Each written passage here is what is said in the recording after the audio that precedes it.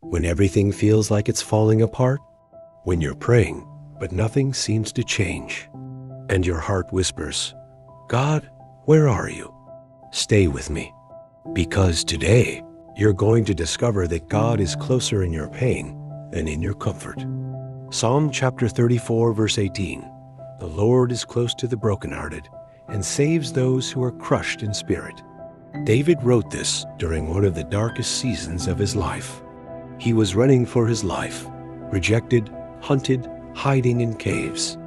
Not a king yet, not victorious, broken, confused, alone. Yet, in that moment, God was closest. Meaning, God doesn't abandon you in your valley. He meets you there.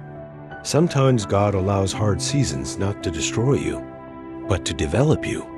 Hard seasons teach faith over feelings, prayer over panic, worship over worry, trust over understanding. You're not being forgotten.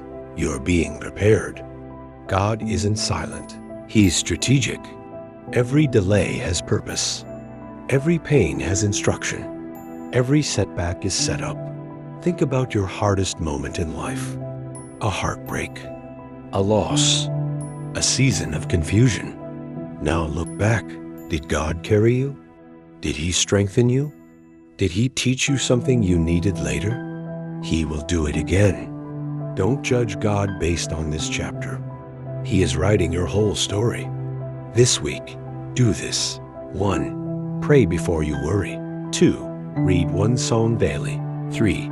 Say this every morning. God is with me. God is working.